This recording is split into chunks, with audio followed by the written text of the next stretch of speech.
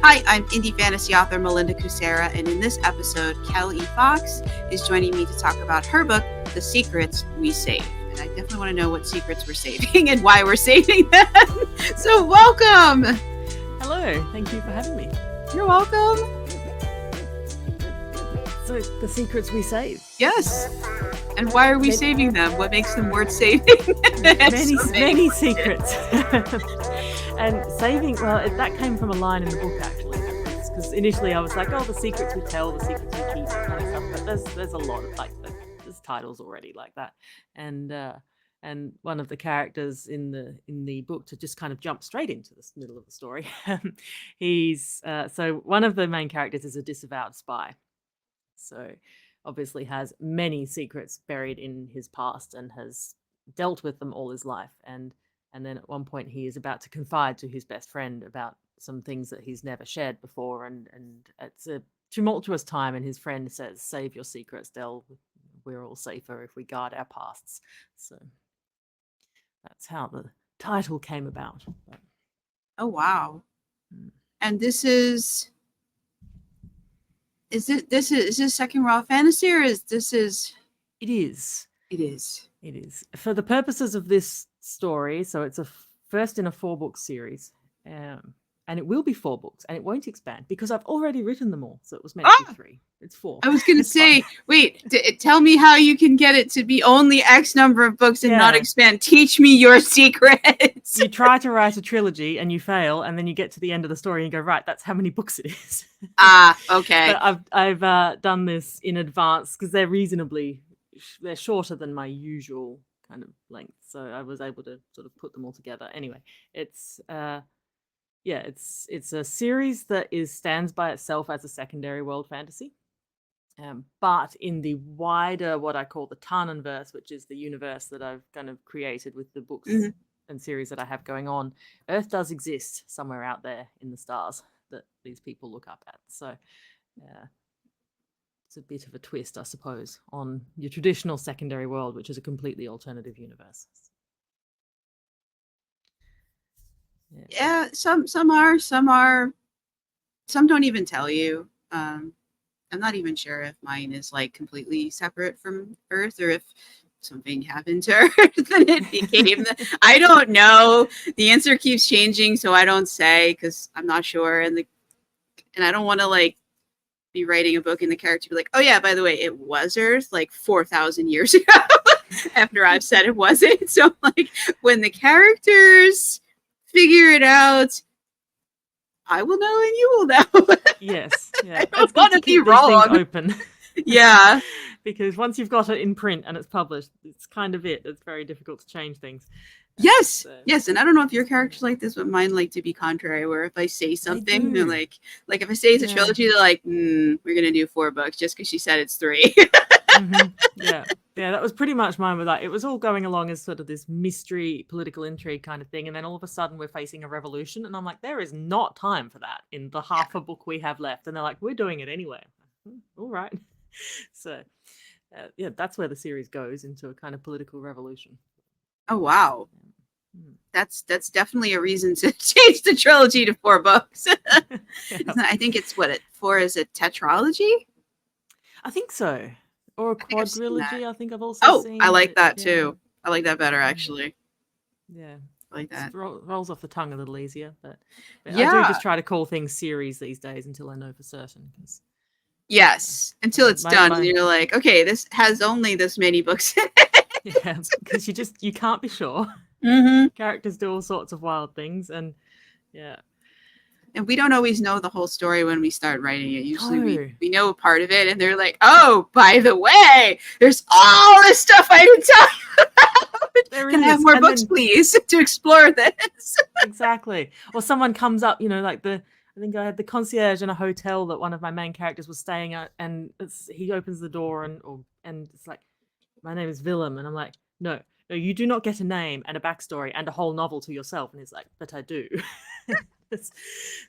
You wanna bet beyond that? Yeah. So now every time one of these side characters introduces themselves with a twinkle in their eye, I'm like, here we go. just add another book to the to be written list, and we'll just call it a day. Or you think you've completed the trilogy and that there's not going to be any more, and the character's like, so how about that throne? It's now empty. What's good? And you're like, oh shoot. Yeah. How did I leave that opening? How did I leave that massive opening and not notice? Exactly. They take advantage. Yes, they do. So let's come back to the stories we save. So, or the story we save. So it's one story. Secret. Well, many secrets. Secret, sorry. No, quite all right. Two main. So I'll start with what it is, I suppose. It's a gaslamp fantasy romance mystery. I'm going to sort of put all those things together. What is gaslamp exactly? Like, I hear the term all the time, but like I don't have a good understanding of like what that. I get it's fantasy, but I don't have a good grasp on like what exactly it is. It's actually putting it in a word is difficult. I suppose it's a mix between fantasy and historical fiction. So if you were to take a historical setting such as Victorian England or Regency or any historical period in the, I'm not sure exactly what the dates are, but it's kind of that the gaslamp comes from the idea of gaslighting. So you sort of imagine Victorian London has the gaslit streets kind of thing. So it's around that kind of industrial revolution period, I suppose. And the rise of steam power and gas power, gaslighting and technology of that sort. So sort of it runs into early 20th century, but once you start getting into kind of electric power and too far into it, then you're not looking at gaslamp anymore. And I don't actually know how far back it extends, but the typical things you'd see from a technological or world building perspective are clockwork, steam power, gaslighting, those sorts of environmental factors, and then any industry associated with that. Okay, so there could be trains or definitely lots of trains, yeah. And what are those?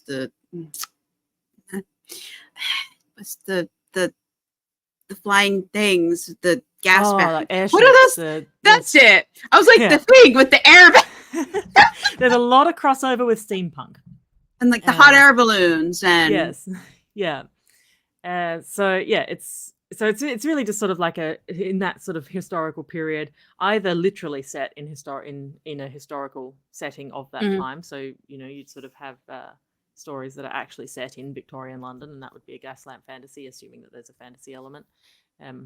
Or it can be a secondary world that is inspired by. So in my case, Ursa, the city that the story is set in, is inspired by Victorian London-ish, in that it borrows some of the fashions and some of the kind of architecture and certainly that sort of dress sense to some extent, although I've kind of mixed it up a bit because my society is a little more gender sort of queer than traditional Victorian society would have been in London. So that's fun. Where's the line between gaslamp and steampunk? Steampunk. Is there a line? Yeah, I sort of imagined, and I could be entirely wrong about this, but it's sort of to do with whether it's more fantastical or more science fiction. Okay. Steampunk typically, from what I've read, but there may well be other examples, and I know I blur the lines between fantasy and science fiction all the time, so I'm sure it happens. Typically steampunk tends to concern more the technology aspect and expanding and extrapolating on that, and gaslamp tends to be more fantasy and kind of arcane, gotcha, kind of vibe. From what I've read, makes sense. I have not obviously read all of them, so there could be differences of opinion. But that's just true. But that's a good. I learn about genre, the more I learn that it's not actually a very fixed thing. It's fluid.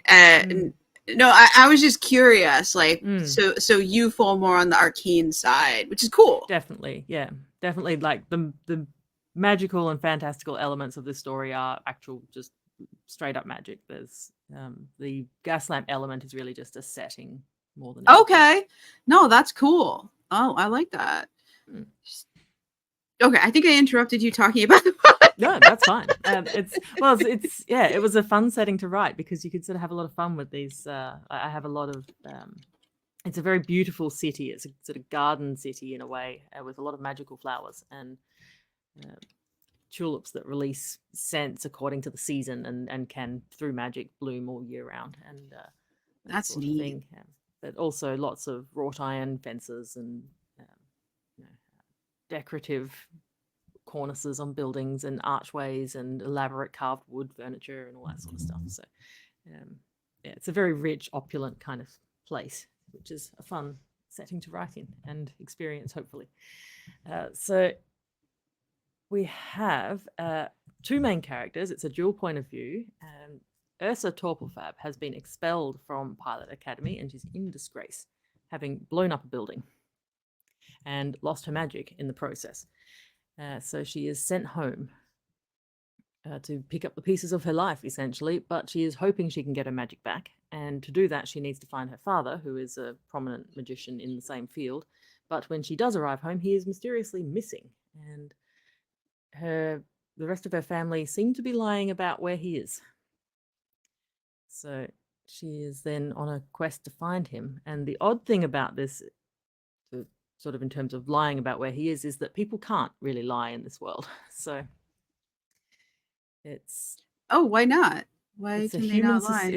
So humans in this society, they live a very long time and they can perceive deception really easily. So if you can lie, it's not like a fey world where they can't physically lie or it hurts them if they do. It's humans can tell a lie and they can say, oh, well, I had eggs on toast for breakfast, and if they hadn't, then someone would be like, yeah, that's not true. So she knows when the rest of her family say they don't know where her father is, but or where they say he is not correct. But they obviously, she can't force them to tell her the truth, so she must find it for herself. But there is a way to tell a lie in this society that is believed, and that is through a particular kind of magic called whispering. Oh, how does that work? So if a magician or if a person has the magic required to tell a whisper, as in a lie, then it's very rare and unusual. And in this case, we do have a whisperer in the story, and that is Del, who is the disavowed spy. So having been able to tell lies kind of sets him up rather well for the job of spying and espionage and that kind of thing. But he is on the run from his agency because some drama happened and a mission went terribly wrong, and so he ran away from that and hasn't gone back. But they are obviously looking to tie up loose ends and are hoping to catch up with him. So he's hiding out and scraping a living, making illicit art. Oh, wow. And one of his pieces gets stolen, and because it's illegal and it's got his name on it, he's rather panicked about it, because if the wrong people find out that he is making these kind of illicit magical artworks, they will find him and it'll blow his cover and everything will kind of go up in smoke for him. So he is in a mad rush to get his artwork back. And as it happens, the two cases kind of collide. Ursa and Del run into each other and initially don't get along very well because they're both rather stressed at this point and they're a bit rude to each other. So, but they realize that they must work together and start to realize that there might be some connections, and the missing magician, Ursa's father, has got something to do with the stolen painting. So, what is so illicit about the art? He uses magic to, he's an artist. He paints. He physically, literally paints. But he uses illusion magic with his painting, so it's a bit of a hybrid. And in this particular city, illusion magic is illegal. So. Oh, okay. I've done a really complicated job of explaining all of this. Yeah, so and the illusion magic is connected to the whispering. That's the whisper, like the telling a lie magic is kind of a really advanced form of illusions. So, yeah. Okay, so there's two different plots and they like collide. If I'm understanding this right, which is fun. Starts out as two different plots. It's Ursa wants her magic back, needs to find her father to get him to help her, but he's missing, and Del has had a painting stolen and must find it before it sort of blows up his cover and gets him arrested. And then the two of those things eventually kind of converge. And It's it fun turns when out that characters seem like they're on a different plot, and then you like, oh, Mm, we're actually chasing the same thing for different reasons. pretty much. And so yeah, it all ends up kind of coming out that there's, the connections to it are political, and there's some corruption in the heart of the city council Oh wow.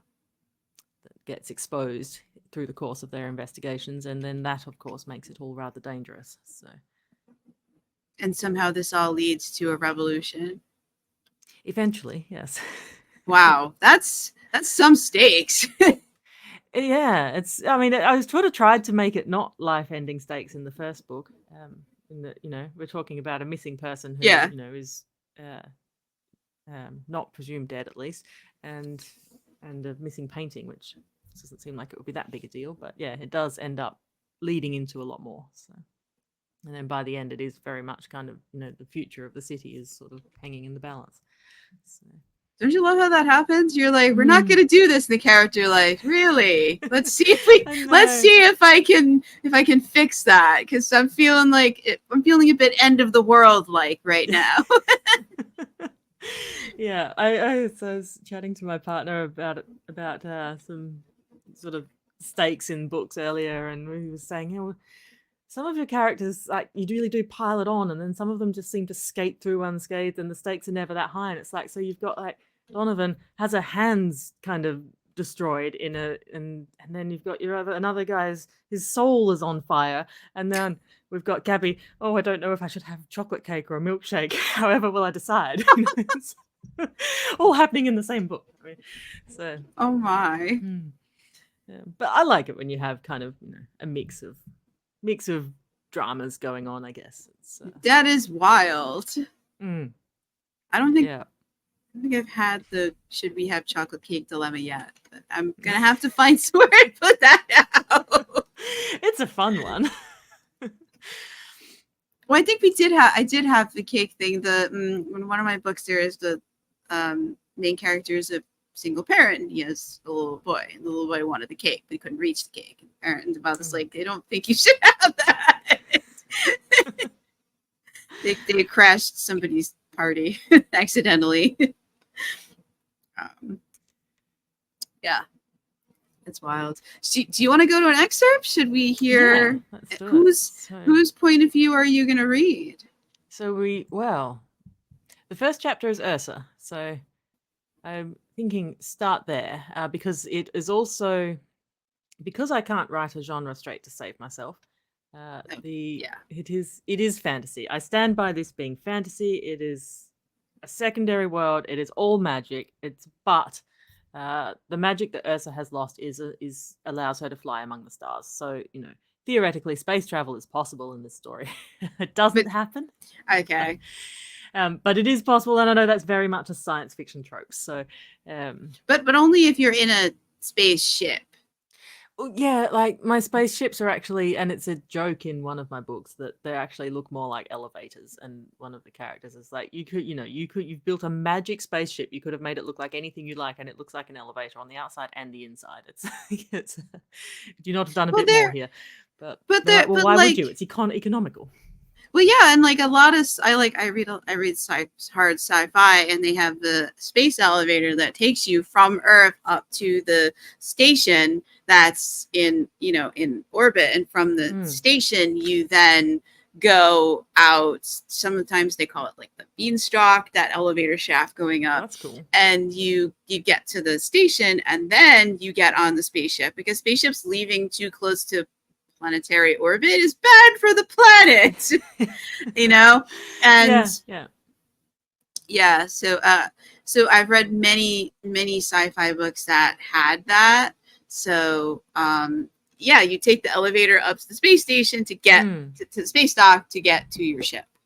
Yes. Yeah. I guess what I'm missing is that step. I don't have the space stations or the docks or the ships, or it's just, but you don't need it. You have magic. Kind of like TARDIS, but not if it was big. Like, it's not bigger on the inside. It's just the same. It's just got this magical panel that you kind of meld with, and then you can fly it with your mind, kind of thing. So, but that's not in this book. So but the first chapter does touch on this is the skill that Ursa has lost. Obviously, it's, flying among the stars is pretty cool. She wants to get it back. So Yeah, seriously. I would want that back too. yeah. So when I first wrote it, I'm like, this is just, I've written a fantasy without anything weird in it. And then when I was editing it, I was reading the first chapter going, this has got so much of that weird sci-fi fantasy thing that I do. So I will read that chapter, and then if that's interesting to you, that's brilliant. And if it is like, actually, no, I prefer my fantasy to be much more straight down the line, then you know. So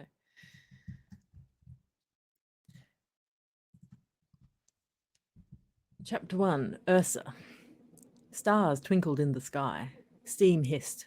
The air sparked against Ursa's Torpelfab skin in errant red gold fits, and the whole world smelled of magic as she stepped off the train. Magic and home. Except she wasn't sure if a Cruci was home anymore. And now that she was here, the world couldn't smell entirely of magic, because she didn't have any. She'd lost it. Magic that let her fly among those twinkling stars. Magic that had been a part of her since she was 7 years old. With it, she'd held space and time at her fingertips. She could cross a world in a heartbeat, traverse galaxies in a handful of measured breaths. Until this week, Ursa hadn't even known it was possible to lose magic. The energetic Palma Vianda magics were earned with lifetimes of study and practice, until you reached the life where it all paid off. And she'd lost it. She was barely 26. The centuries stretched before her, mundane. Ursa flicked her white and blue streaked braid off her shoulder, took a deep breath, and turned to face the vast stone archway of the station exit. Fishtail gas lamps lined the walls, casting the platform in patches of shade and flickering yellow light.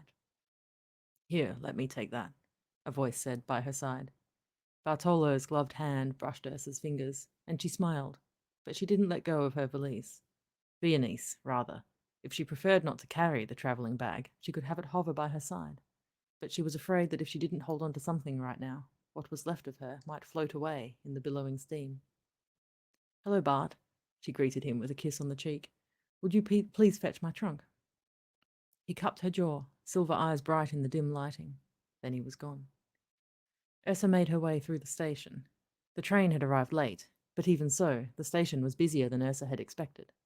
Not only was it full of Acrucians returning home to their beds, disgruntled at the hour, but people lined the walls, sitting or leaning or standing against the arched alcoves and planters of indoor glimmer tulips. The enchanted flowers shone in maroon and gold and released an autumnal spiced scent during daylight hours. But the buds had closed. Their lingering perfume was overpowered by the smell of coal burning and too many unwashed bodies in too small a space. Deeper in the shadows, more people lay on the tiled floor, rolled up in coats. Ticket beggars. People who had either no means or no desire to stay in a Cruci, and lacked the Sukhoi to buy a ticket out. Before she'd spent nearly 3 years in a world away at the V Academy learning to fly among the stars, Ursa hadn't understood the ticket beggars. Work was easy enough to find. Surely anyone could muster the fare. Now she had an inkling, but still, the number of people huddled on the periphery, skirted by the bustling crowd, surprised her. There had always been a few ticket beggars, but they never lingered long before someone donated a fare. Tonight there were hundreds. Ursa couldn't help one of them if she wanted to. She had no Sukhoi in her pockets, only a Universal Credit Exchange System coin, and that was useless here.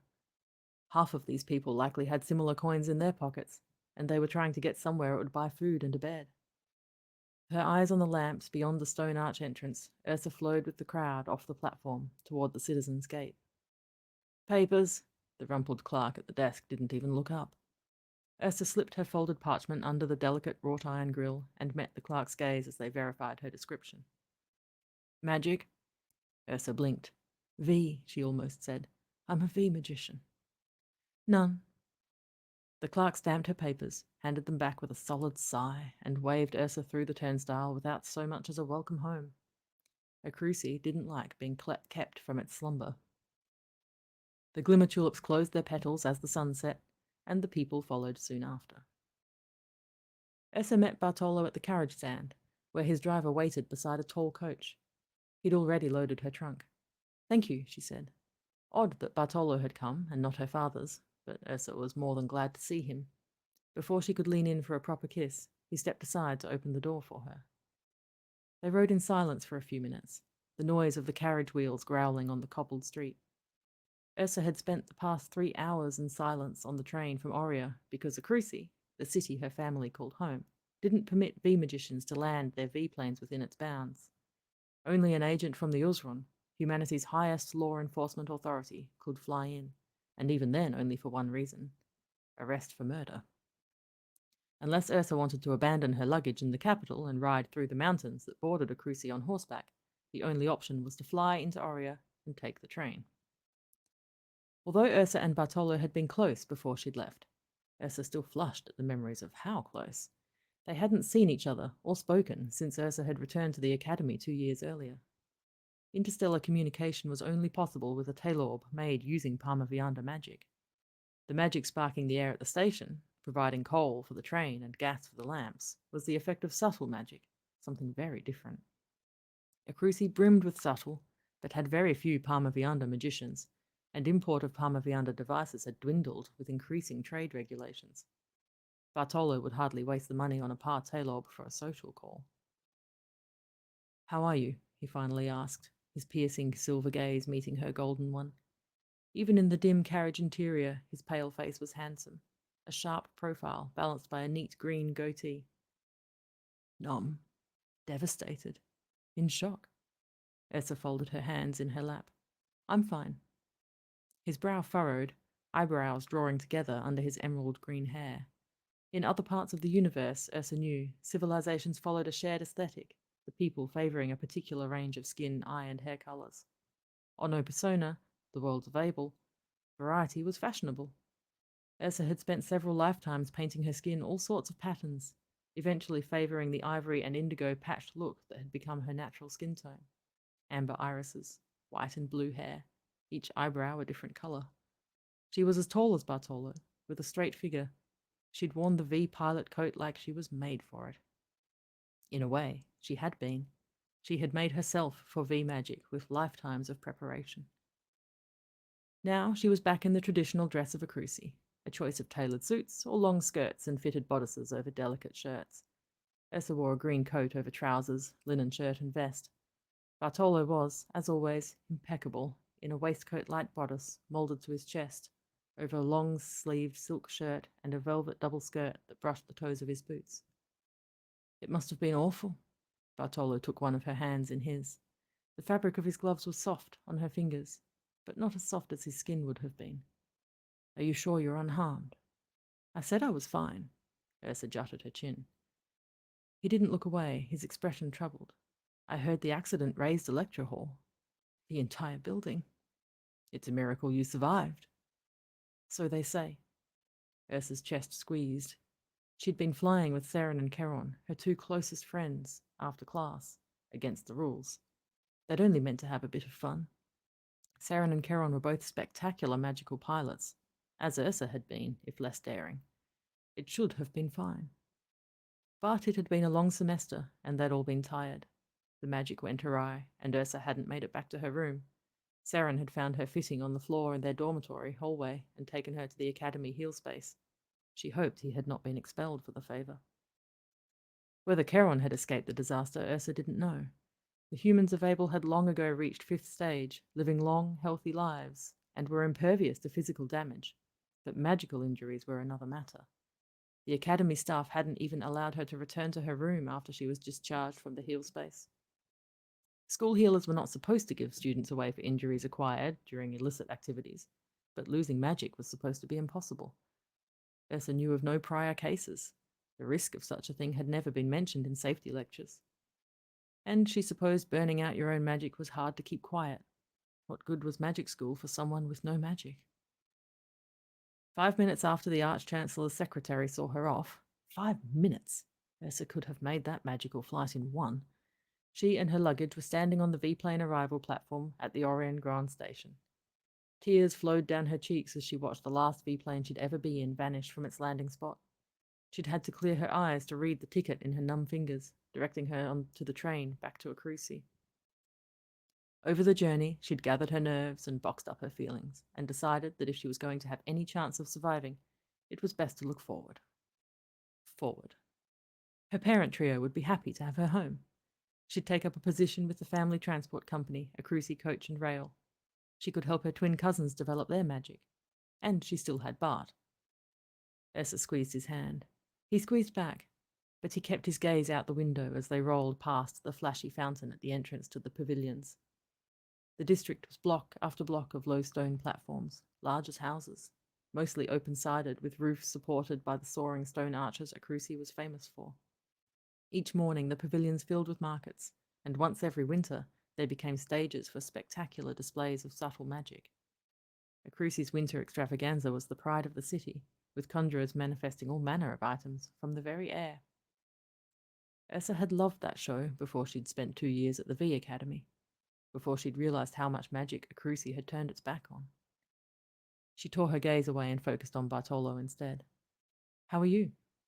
"I'm well," he replied, but he didn't turn to look at her. He pulled his hand from hers and adjusted his glove. The pavilions gave way to more permanent storefronts, then closely packed terrace houses with bay windows. The streets narrowed, the buildings became less frequent, and trees and private estates formed dark green walls, smelling of earth and night-blooming ivy. Vineyards covered the rolling hills between dense hedgerows. The carriage stopped at the wrought-iron gates of the Torpelfarb estate. "It's late," Ursa said. "You can drop me here." "Nonsense," Bartolo replied, flashing her a smile, but it was gone before Ursa had time to muster a smile of her own.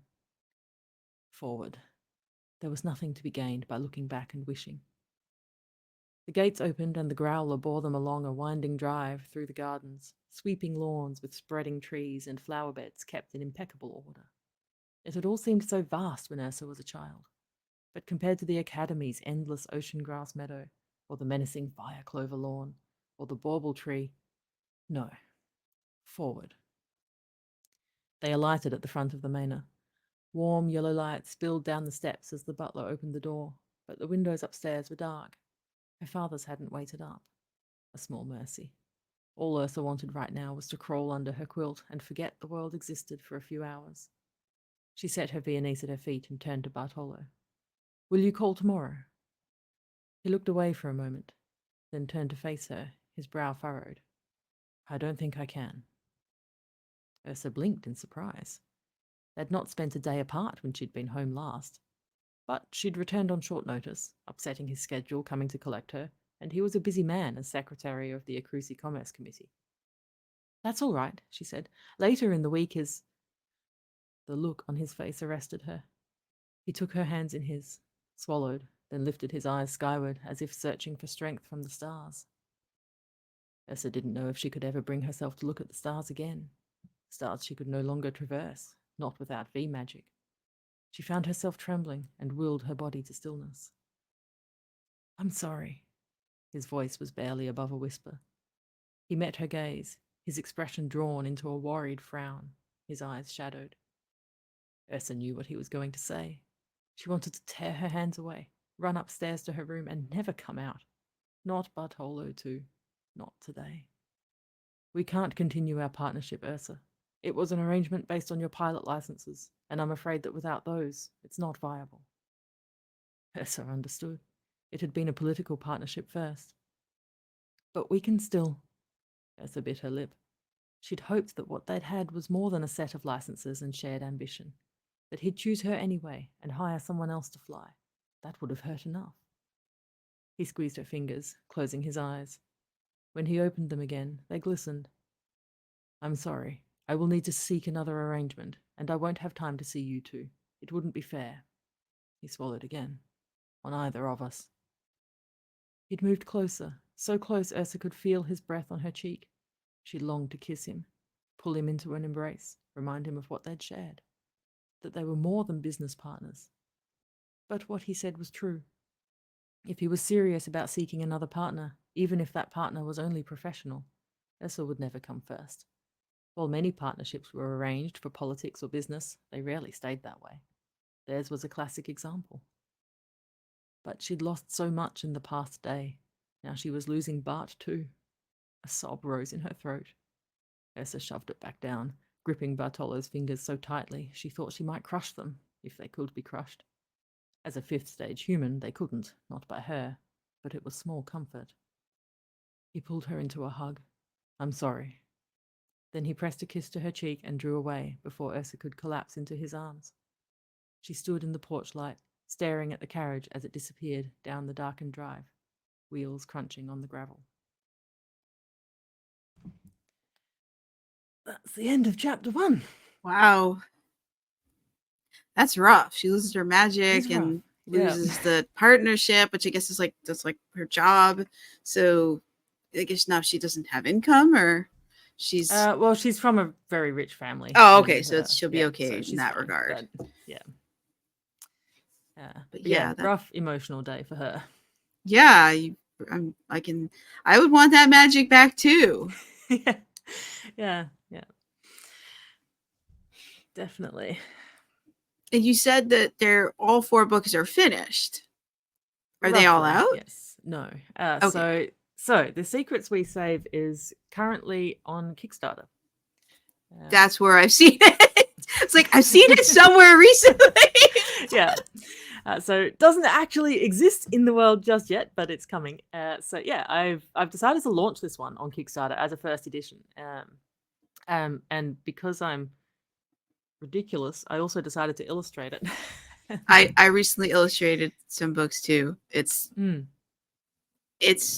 fun and challenging, and Yeah. sometimes you just want to murder everyone in the book. So you don't have to figure out some kind of art for that. Yeah. And then why did I make this main character have like 2-toned skin with anyway? Because that's not easy to paint. But she does. Yeah. Or so fur. You're like, wait, why do you have fur?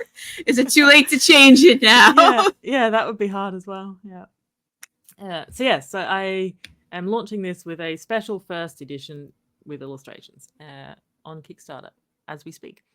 Cool. And then you said you painted it, the illustrations. I am also a watercolor artist. Wow. Artist in general, but watercolor is my main thing. So yeah, I am painting some of them. How many of your images? How many of your paintings are in the book? At this stage, 10. Oh wow. So yeah, 10 full illustrate, like whole page illustrations. Well, one of them is a spread. And then I've got like little, like, because it's floral stuff is a huge theme through the book, I'll have like little floral decorations on the chapter headers and so forth. So did you make the cover? I did, yes. It's beautiful. Thank you. Yeah. So that's cool. Okay, go on about the Kickstarter. I was curious.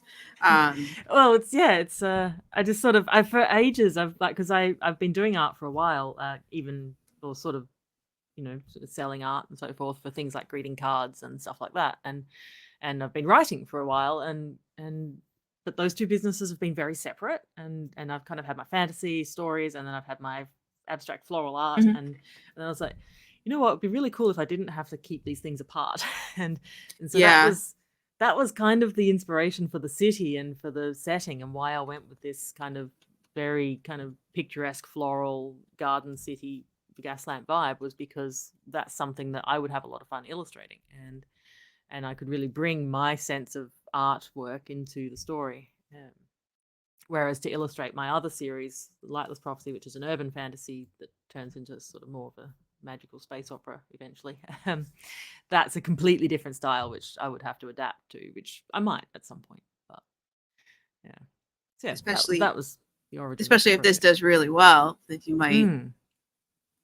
I might incentivize you to figure out how to do the other ones. Yeah. But yeah, art is a massive time investment, obviously, and yes. The likes of Amazon and so forth, they don't really care for special editions or illustrations and that sort of stuff. So hence doing it through Kickstarter as a first edition.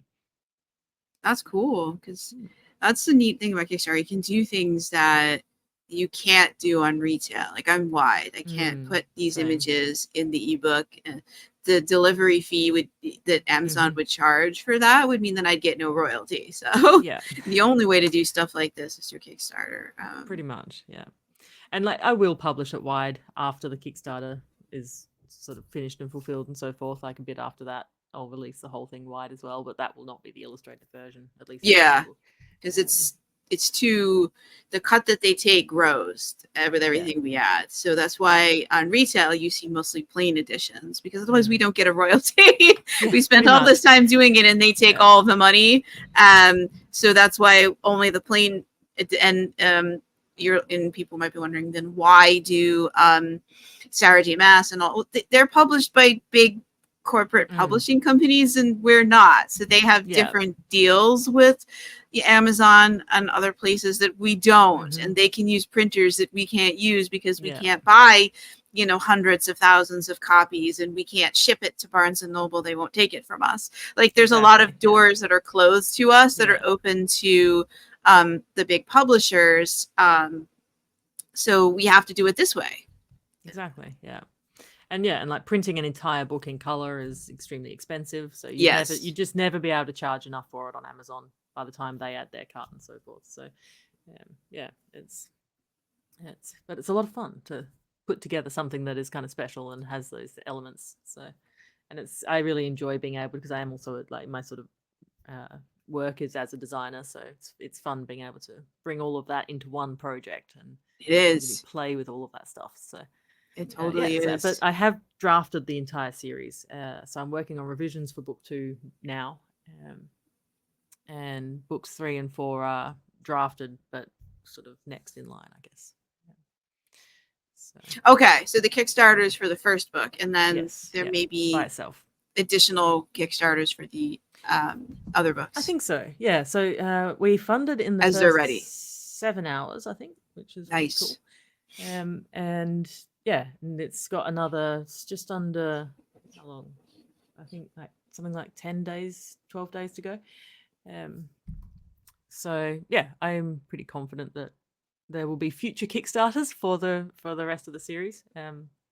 Probably something like 6 months apart, depending on how long production takes to fulfill.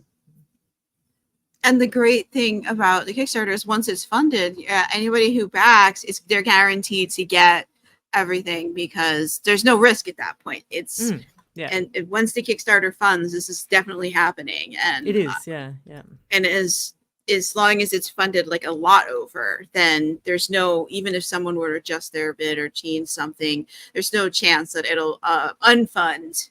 I think yours is quite a bit overfunded, so that there's no risk at this point. We're just over 200% funded now, I think. So it's going to go ahead. There's no risk of backing this and then being disappointed if it doesn't happen.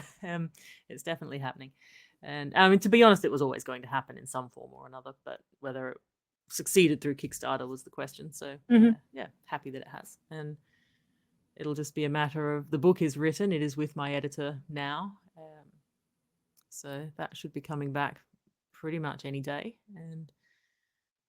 And the artwork is, I'm halfway through, so half of the illustrations you can see on the campaign, and the rest of them are in progress. Are you do you have any additional illustrations as part of like stretch goals or anything? Possible. I didn't announce like specific stretch goals because I wasn't big. This is the first Kickstarter campaign I've run, so I wasn't entirely certain how that would track and where it would go. And so a stretch goal for another illustration would have to be pretty high, just because of the time investment it takes to add that on. So but we unlocked the first stretch goal, which was to do a reversible dust jacket. Oh, you're okay. I wanted those for mine, but the printer that I was using did not have reversible dust jackets. That's a shame. So they don't all do it, and some of the printers that do, you need a specific quantity, and we didn't hit the quantity, so we couldn't offer that. It was sad. It was like, that would have been neat, but it would have been. It was prohibitively expensive because I would have had to buy like, I think 25 is it, and I didn't have 25 on the paperback and the hardcover tier. Sorry, because paperback you can't do a it doesn't have a dust jacket. I mean, you could do a duplex, I suppose, to get the other art on it, but different thing. So that is the plan anyway. So I have started the art for that, and that is in the updates. You can see that in the backer updates. So, that's cool. it's a fun project. So, and yeah, No, it's really and neat. Go ahead. no, I was just saying, I'm like, I've got 2 series now essentially kind of existing, and the other one is still only half written, in the sense of I have not finished all of those books. Didn't even know it would be 6 books when I released the first one. I thought it would be 3. So It's funny how that went once you well. add characters to the plot, how the plot changes. And Yeah, they- exactly. And then they're like, "Oh yeah, no, the universe is at stake in this one." I'm like, "Is it really? Okay." do we have to do that though? Could it not be somebody else's problem? Mhm. So that series I am still writing. Like, it's definitely going to happen. I've got a lot of the plans already, plots already laid out, but yeah, still in process. So it's kind of fun to have a series where I already know, like, it's the writing part, the hard part of the writing, at least for me, is kind of largely done. Like, I'm sure there's still a lot of fires in the last 2 book drafts to put out, but that's doable. So so I guess you stopped writing the other one and started writing this one because I guess these characters were louder. Well, to be perfectly honest, it was a marketing decision. But in the sense of, I can say this is well, there's a number of ways I can say it, I suppose, but for the most part, it's a queer MF gaslamp fantasy mystery. Like, so it's got romance, it's got mystery, it's got the gaslamp fantasy, which is actually a subgenre on Amazon that it can sit in, so that's nice. And so that's like just a whole lot easier to sort of put into traditional publishing kind of slots than weird urban science-ish YA fantasy slowly turns into a slightly less YA queer magical space opera kind of. It's just that doesn't fit anywhere. So Right.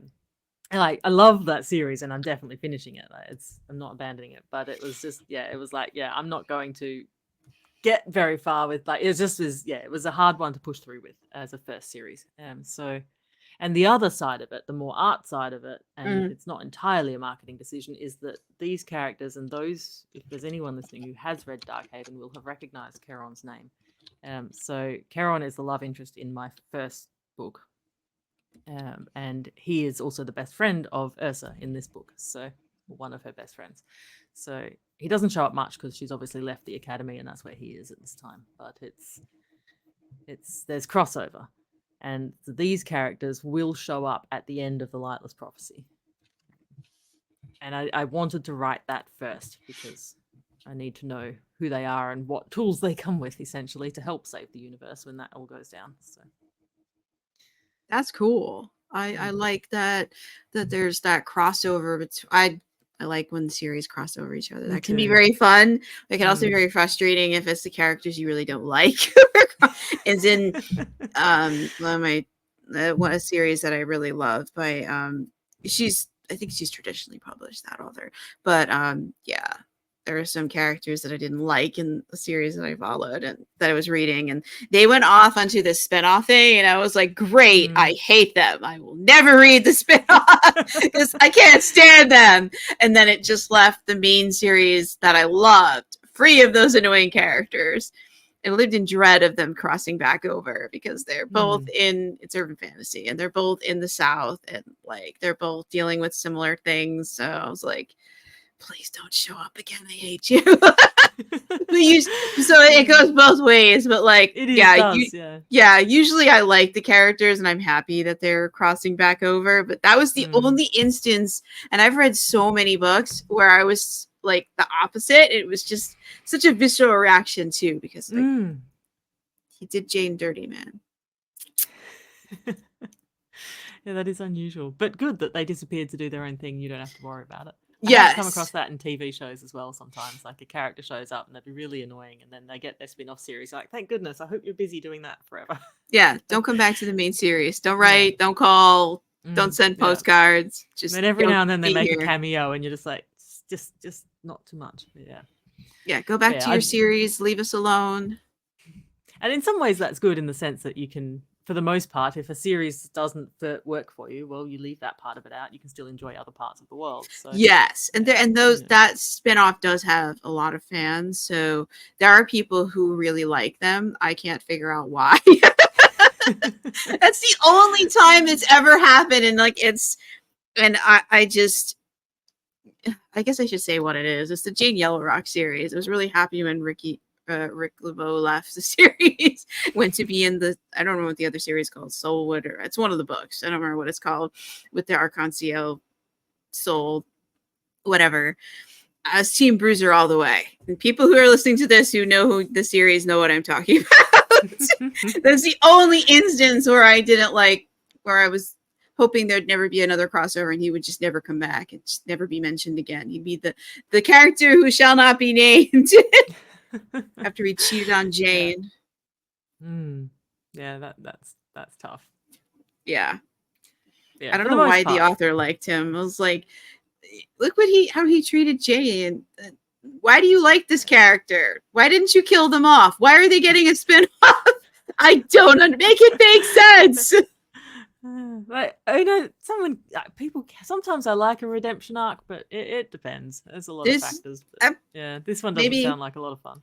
Yeah, maybe that is his redemption arc. I don't know. I have sometimes like also books where a character gets a point of view later in the series, and at first I'm like, no, I don't like this person. I don't want to read from their point of view, and but then I come to like them, and you sort of start to understand more, and yeah, I have come across that.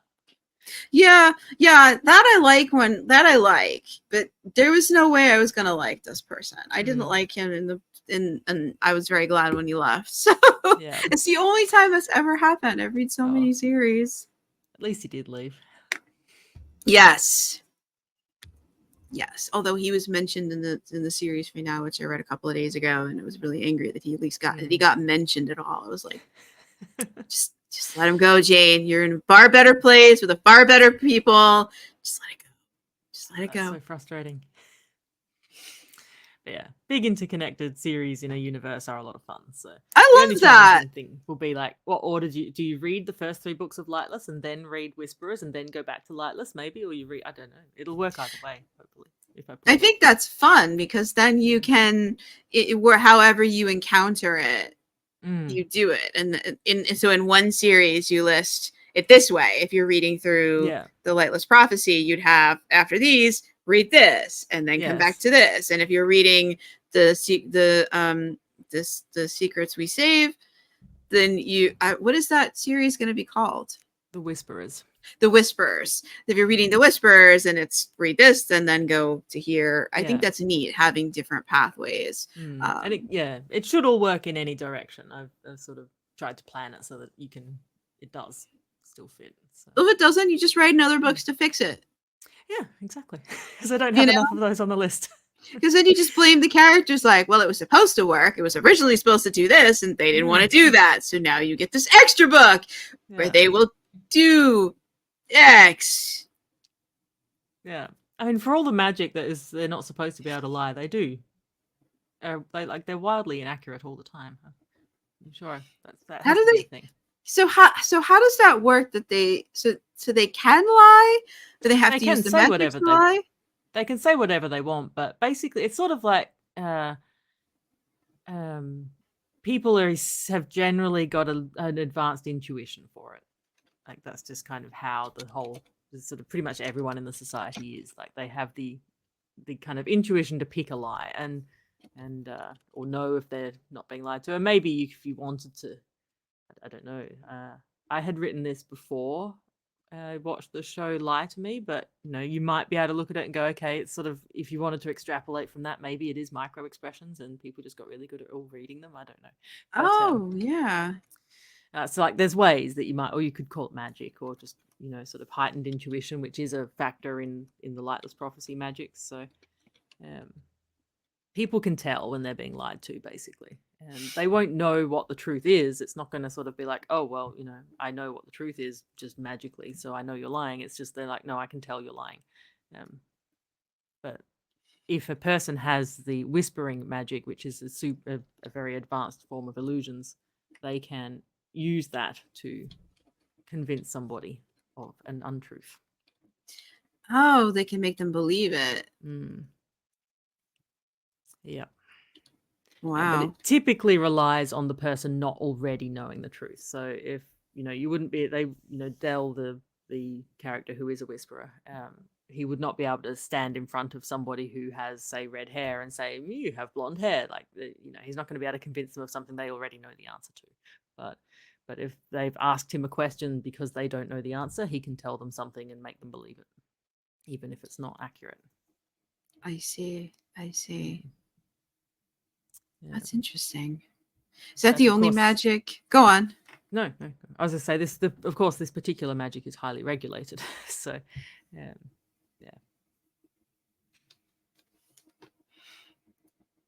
Oh wow. So, all right. So you've got the whispering, and her ability to fly is obviously not It's the a whispering. different.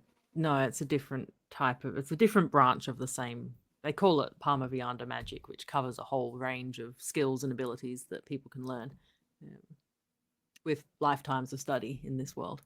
So because in this setup, reincarnation is real, and they essentially can eventually sort of build on that knowledge over lifetimes, and that's how long it takes to develop this kind of magic. So. Oh, so she's been building on this for lifetimes. Yeah. So it's an innate skill that she's learned to harness, or it's like an external thing. It's sort of a choice. I think it's at some point a person will go, I want to learn to practice this magic, and they would start to train with it, I suppose, and hone it and study it. And initially, you're probably not going to get very far, but over the course of lifetimes, they will master it until they reach a life where they're essentially born a magician. That's interesting. So that how does that affect like the concept of like the family if you're like reincarnated? It gets rather sort of complicated, and I don't delve into it much in this series. It doesn't really deal with family politics or relationships much, but there is like Ursa's relationship with her parents is pivotal, but it doesn't really dig into past lives very much. Whereas the same magic exists in the Lightless Prophecy with the past lives, and that will, in the later books, get much more into, well, here's what I remember from before, and you were somebody else to me in that lifetime. So yeah, it does sort of mean that a person can have different relationships with the same souls, essentially, across lifetimes. Then you can recognize that it is the soul of somebody you knew as somebody else somehow. Yeah. Yes, I That's have cool. in this is sort of a bit off track because it's not to do with secrets, but in the Lightless Prophecy, in the second book, one of the characters had a twin sister who died, and then she comes back in another life, but she died very, very young, and so he meets her again, and she's sort of saying, yes, I'm your sister, or was your sister in the last life, and he kind of has to deal with that. So yeah, so do those relationships carry over into the next life, or you expect to just sever them? That's it, that was that lifetime, this is this lifetime, blank slate? Sometimes they do, and then some, and so there is another element of this that comes up in the Whisperers, and it is a massive factor for the romance, which is that if two people meet and fall in love in one lifetime, and then they happen to do the same in another lifetime, and that happens a few lifetimes in a row, then they will declare a vow to be 1,000-year lovers, which means they will find each other very early in the next life and pair for the entire kind of near 1,000 years, or however long it is they're going to live. So that is a kind of phenomenon that happens, I guess, in this world. That must make it, and if you didn't pair off in a previous life, you never quite found somebody, that must make it hard to find someone then, if people are pairing off with their previous partners. Yeah, previous some don't. lifetimes. They have different, like, it's a, I suppose, 1,000 years is a long time to live, and so some people don't form bonds that last that long. Like, there's a sort of another kind of line from some of the characters is love doesn't have to be forever to be worthwhile, and so a lot of people live by more of a kind of relaxed relationship philosophy, in the sense of it lasts as long as it lasts, and it might not be for an entire lifetime, because the lifetime is so long. You could have multiple meaningful relationships. I can't imagine like the same being around the same people for that many I know, yeah. centuries without Yeah. without there being utterly like bored and not having anything to talk about with them. Yeah, like it's sort of, I suppose it depends what you're doing. I guess if you're saving the world, maybe that gives you kind of a shared motive. Or you I don't know. take a break But, for a while.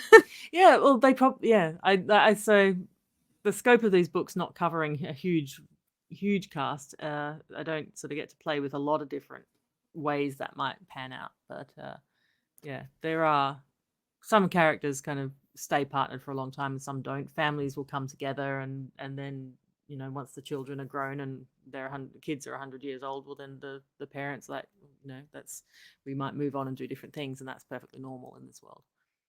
That's interesting. Aside from the books that are in Lightless Prophecy and in the Whispering series, are you're going to keep adding more onto this universe?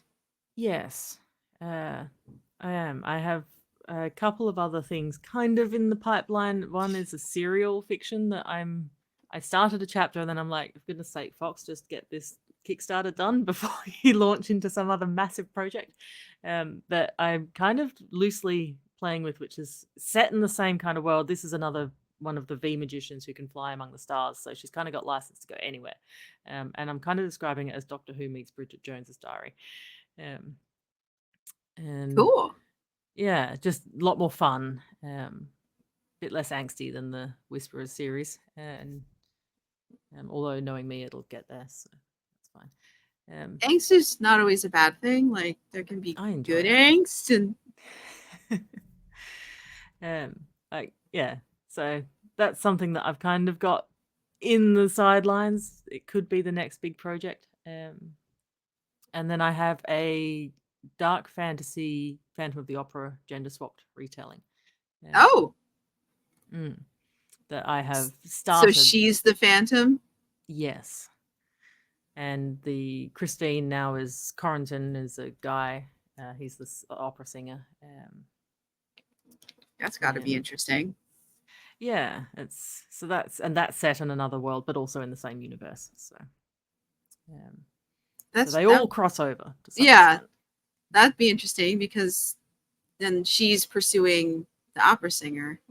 Yeah. And then we've got the instead of I've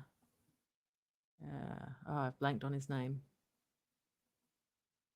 Christine's other love interest, anyway. I should know. Raoul. That's it.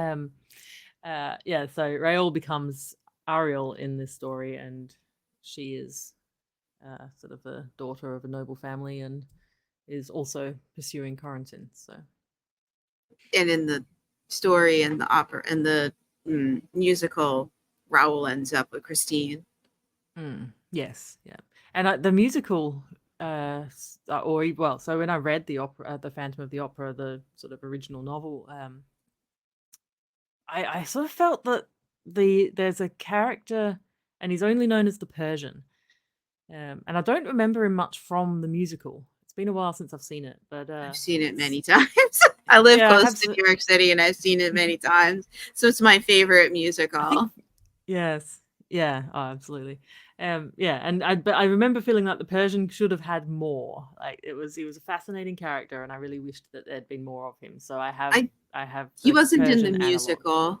I don't think so. No. There was just the music box with the monkey with the what are those symbols? Yeah, that was it. There was no. There wasn't a Persian character. There wasn't another character.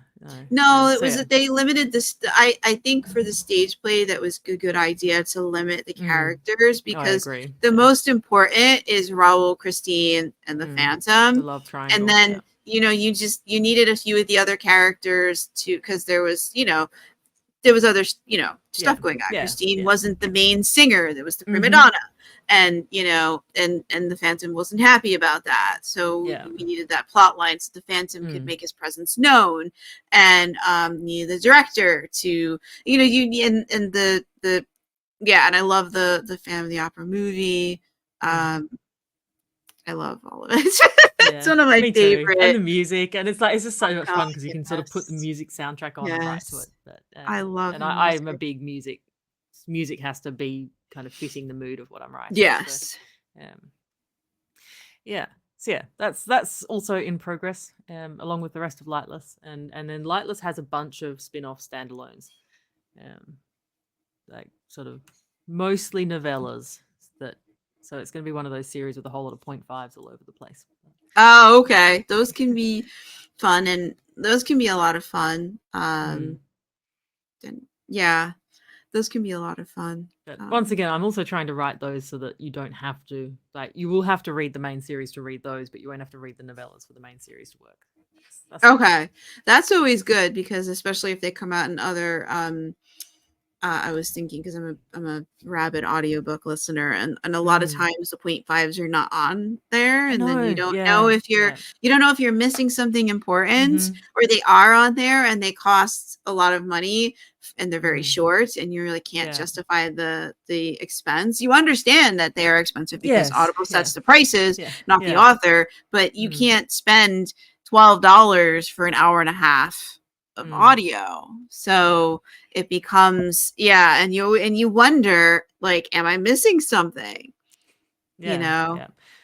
Also, if they get published, like in more trad, this happens, but those sorts of stories sometimes get picked up in anthologies and that kind of thing, and then you're sort of Yes. going, oh well, now I've got to go and buy a whole anthology just to get one story, and yeah, Yes, but I did that for the Jane Yellow Rock series. I put so many like mm, anthologies because there was a Jane Yellow Rock story in it and I loved her. yeah, But they was happy when they did a omnibus that had a lot of the stories. It wasn't every single one, it was the ones that she could get the the rights to, rights, yeah, because as they're published in other anthologies, the the rights to publish that were given to that publisher of the anthology, and getting at back so that they could reprint it. So sometimes you can, sometimes you can't. So but as a reader, I was very happy that that they got it back into an anthology so that I could mm, get all of them. And there were some that I had missed because they were anthologies I didn't hear about, or they didn't have an audio mm, edition, or I yeah, just didn't know that they happened. mm, So exactly. That's yeah. the great thing about indie publishing is you can do all of that at will. Yes. So yeah, at some point there will Yes. be an omnibus of all of the extra stories or something like that. When they're all written Yeah, out there. in 'Cause 5 years, yeah. yeah, yeah. when they, because that's just what's happened in the first half of this series. I still have 3 more books to write. How many more stories are going to grow out of that? That's Who knows? it. But, mm, That's the kind of thing you do at the end when you're like, okay, there's not going to be any more. yeah, We can safely collect these together. yeah. Is it going to be printable? Does it need to be 2 volumes? Yeah. Yeah, yeah, yeah. That can be kind of fun. Mm. Yeah. Yeah, it is all a lot of fun. But yeah, the big interconnected universe is yeah something that I love to read and turns out also love to write. So. Yeah. That's what I do too. Everything is connected in mine. So I can't blame you for it because I do the same thing. Yeah. I don't do novellas though. I try to write novellas and they turn into trilogies. I just can't seem to do it. Yeah, I novellas seems to be a comfortable spot for me. It's one or the other, but it's I can't do it just a regular standalone 70 to 100,000 word novel. That doesn't happen. Can't do a short story. I think that's how I write a novella though. If I try to write a 5,000 word story, it's going to be a novella. that's Okay. that's the Yeah. trick to writing a novella. Try and keep it really short, and then you're going to end up with something Okay. that is sort of not short. Because sometimes I think, okay, we can maybe do this as like a shorter thing, and it's 120,000 words at the end, and I'm like, okay, I don't know why we thought this could be short. We could do this as a shorter type of story because that wasn't possible. Yeah. Yeah, I mean, yeah, The Lightless Prophecy started out as a short story, so yeah. Oh wow, Mm. that's cool. Mm. And yeah, the feedback on it when I wrote it was, this is a novel, and I was like, okay, and so I wrote the novel, and then yeah, well, it's now much more than that. Can people get The Lightless Prophecy in the Kickstarter if they want to get the secrets Ebook we save? versions. Okay. I haven't got print set up in this Kickstarter for Lightless Prophecy. It is available in paperback, but I didn't because I would like to do a Kickstarter for a hardcover for it, and that will involve setting up the hardcover. And I would rather, if people want hard copies of it, then wait until the hardcover is available, because otherwise you're just stuck with the paperback. But it is available in paperback on sort of Amazon and should be pretty much any other major retailer. And it's in the Kickstarter. You will get the ebook of Darkhaven with almost every tier includes it, and you can add on books 2 and 3 if you want to. Books 2 and 3 for Lightless. Lightless. Okay. Lightless, yeah. So published books so far is Lightless Prophecy books 1 to 3. It's not a complete series. It will be ongoing, but the Secrets We Save, the series that's part of, is connected to it. So reading them, books 1 to 3 of Lightless and then Whisperers series, will make sense. Okay, but you can also read Whisper without. You could and then come back to it later if you wanted to. You could skip Lightless for now if you want to wait until it's actually finished and read each series by itself. Then you could. Okay. Yeah. I like ongoing series. I'm sad that they've read the last Jane Yellowrock book and the series is over. I need a new ongoing series. Like yearly TBR has a hole in it. Oh, yes. Yeah, it is nice, especially when they're released with a certain regularity. Yes, for a while it was every year, and then in the pandemic that are almost as close to every year as one can get when one is traditionally published. Yes, yeah. Because she is traditionally published, Faith Hunter. But yeah, and so every year I just, when is the next Jane Yellowrock book coming out? Yeah, that's nice. I like that. It was close to every year. Yeah, I like that. I have I'm involved in a bunch of ongoing series, but they're starting to end, and now I have to find new ones to replace them. It's really hard when a series ends.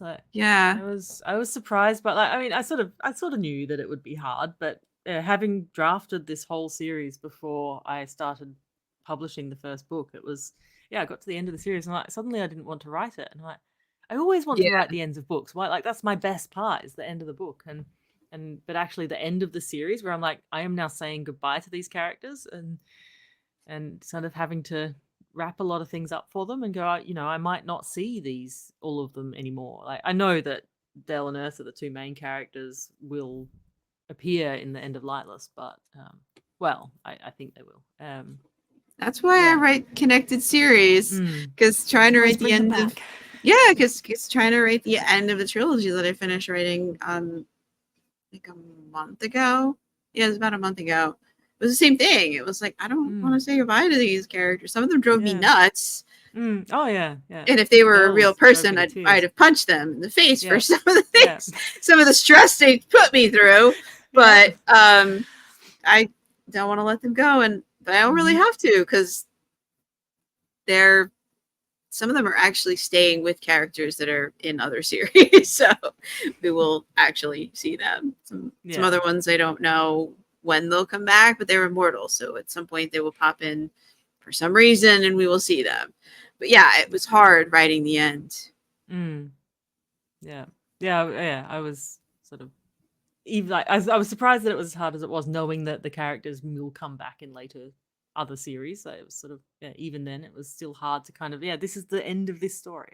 It was hard, but good though. Is there anything else you want to say about the Secrets We Save or Kickstarter or the Lightless Prophecy? I don't think so. I think anything else? Pretty much it. If you're interested, head over to Kickstarter and look for the Secrets We Save, and check it out.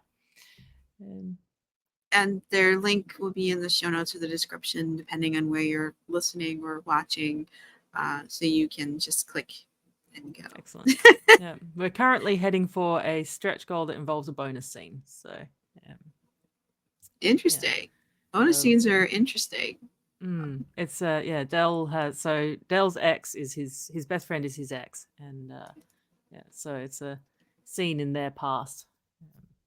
Oh, and like, would that be delivered like separately, or would you put that in the illustrated edition somewhere? It'll be in the book somewhere, but not as part of the main story. It'll be kind of like a bonus scene as an appendix or something. So, Oh, okay. Always curious how people do stuff like that. well, Del. So so when I was writing it, Del mentions over and over, like quite a few times, this particular night, like this tumultuous incident of losing control of his magic on the edge of a cliff, and which is exactly as dangerous as it sounds. And I always expected that there would be a flashback, that he would reveal kind of how that went down and what happened, and then he never does. And so I was curious. So I'm like, well, that would be cool. I want to write that. So if we hit the stretch goal, it'll happen. Hopefully he'll cooperate with that plan, because it sounds like he doesn't want to relive that.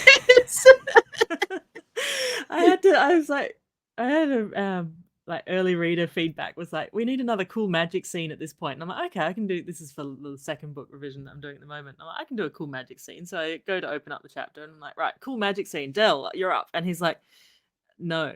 I'm like, what do you mean no? It's like, last chapter you trashed my art studio. All this stuff has gone wrong. I'm not doing it. And so he just has this total pity party instead. I suppose that's fair.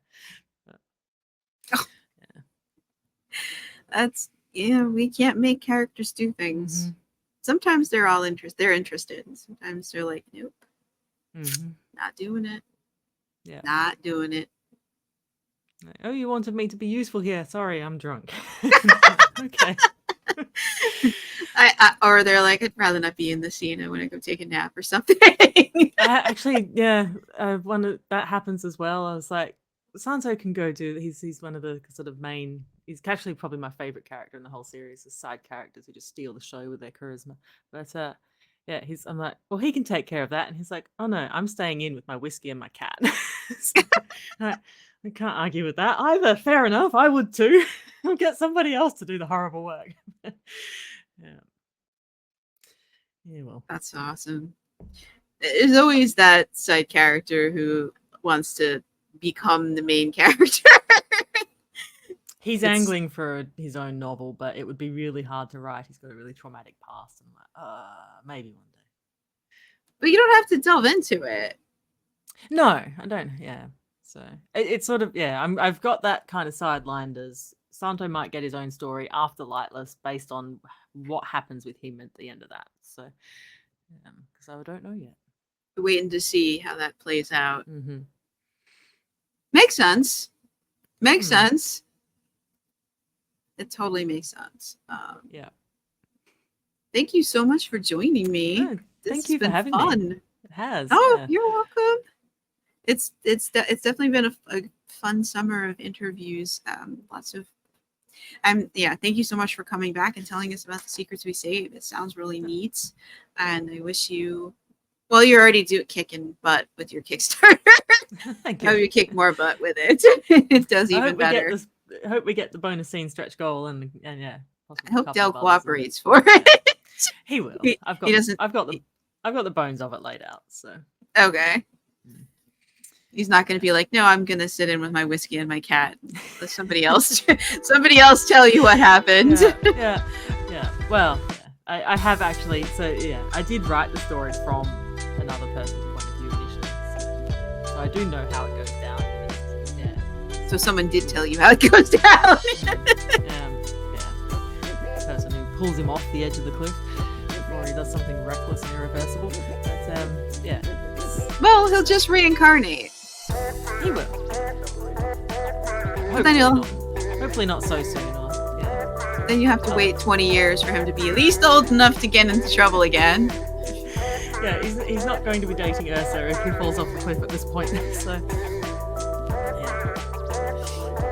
Oh dear. All right.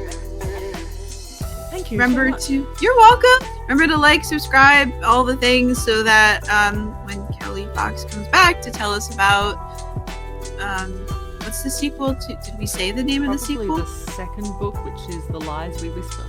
The Lies We Whisper. You will be notified. Thank you so much. Have a great day or great night wherever you are.